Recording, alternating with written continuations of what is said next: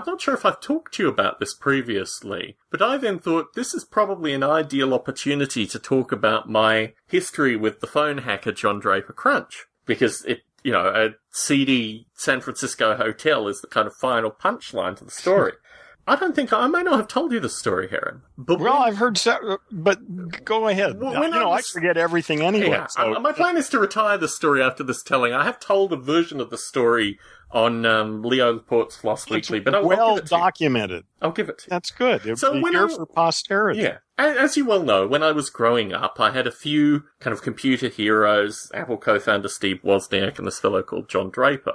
And when I was 18, John Draper was touring Australia. And because I was relatively well known, and this is prior to Noble Ape, I did virtual reality installations and I was a kind of, talking person in this space. John Draper actually came and stayed with me when I was living on campus. And I was living in a Catholic dormitory on campus. And this fellow, the internet didn't really exist as it does to this day, so there were no photographs of him. I didn't know what he looked like. It could be anyone. It could have been you, Heron, travelling around Australia pretending to be this cyber luminary. But anyway, this guy turns up and he proceeds to eat, he turned up with a bunch of kind of hippie flunkies and he proceeds to eat a lot of pancakes. And then he says to me... Wait, pancakes that he brought with him? No. They were being cooked because they had breakfast out. He turned up at, I think, about 7:30, 8 a.m. Oh, okay. And it was Saturday. And the part of the dorm was a kitchen. Oh, okay. It served pancakes and these kind of things for breakfast. So they just went down and helped themselves. Yeah, so he had 5 plates worth of pancakes stacked relatively high. And then he said to me... Sounds good, yeah. He said to me, I have this energy blockage removal massage technique, that I've been practicing on a lot of people, and I don't sleep, and I have all these benefits based on this energy blockage removal technique. Would you like me to do it on you? Would you like me to show you this process? And he was a childhood hero of mine, and I would have been 18 at the time, probably just turned 18, and I said, sure, So he took me back to my dorm and proceeded to get on my back and get me to do push-ups and there was a lot of kind of pelvic thrusting and other strange stuff with this old dude on my back. And after about an hour of this, I was pretty well stunned by the whole experience. Well, yes, that sounds about right. And and now you're ready for the programming. And now my close friend who's been referenced on previous Stone Apes came in. And by the way, no, you haven't told this story before. Oh, haven't I? Okay. No. Anyway, so then my close friend came in, and I need to probably point out I had done a bit of background research associated with John Draper. I contacted people such as Douglas Rushkoff associated with this guy. And none of them had pointed out anything like the experiences that I was having with it.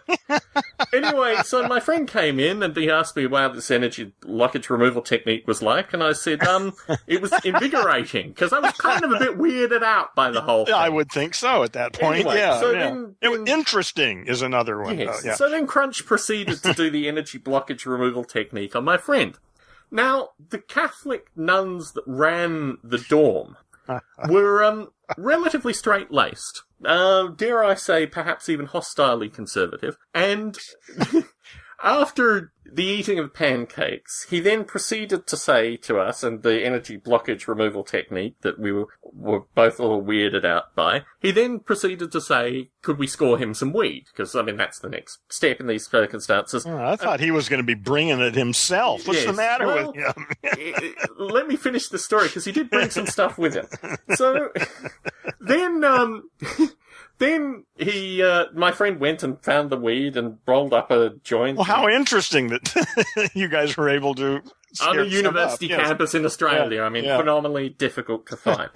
Anyway, so, and I went back to my room to just try and detox from what I'd experienced previously. You've got to experience, these dorms they were multi-story and they had kind of central garden silos. So as you walked around, you would look down into these gardens with the dorms surrounding them. And as I walked up the stairs, one of the nuns said to me, Tom, you're going to have to do something about your friend. And I said, okay. And I kept on walking, and then I looked down in the glass silo, and here was John Draper Crunch, my childhood hero, curled over in a fetal position, screaming loudly. Because apparently he was allergic to tobacco, and we had poisoned him. So... This is great training for the young Tom Barbalet. Exactly. So, anyway. Yes. How old were you? 18. Oh, perfect. So cool. Yeah. 18. Idols crushed in front of you. 2 months, yeah. Yeah. So anyway, long story short, Crunch was bundled off into a car and sent on his way. He found his way to some other poor person in Canberra, Australia. And I thought this whole thing was just going to die down. The problem with the energy blockage removal massage... sorry. He had, the reason that the nun had talked to me was because he'd tried to give the nun some acid. He had actually imported some acid with him from the US and was proceeding to hand it out to people. There were like nuns. Yes, like nuns. There were a series of other incidents involving, like... Listen, I gotta say, man, I kind of like the guy, you know? Yeah, no, I mean, look, honestly, if it weren't for the strange massage techniques and... No, clearly there are people who are just nuts, you know? And God bless them, you know, as long as they don't create too many problems, you know? So anyway, Crunch went on his way, and the next day, my friend and I realised that actually the energy blockage massage was a 2-part massage, and he'd only done the first part to us. And we both couldn't move. My friend was more dangerous because he lived on a second story, and he got up to the second story on the phone, and every means of escape or getting access to the outside world was on the ground floor. And he wasn't actually able to move for a few days. I was able to move. And I got to a computer. Wow, that's amazing. Yeah.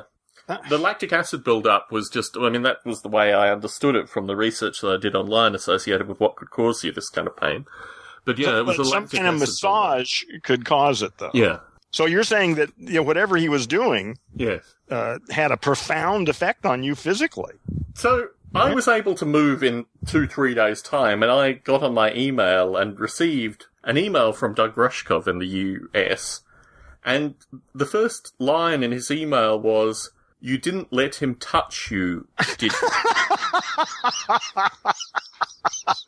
Well, right away you start thinking, don't you? And I said, this is an act of war. When one country sends an individual that enacts harm to another country and doesn't disclose this fact, it is an act of war.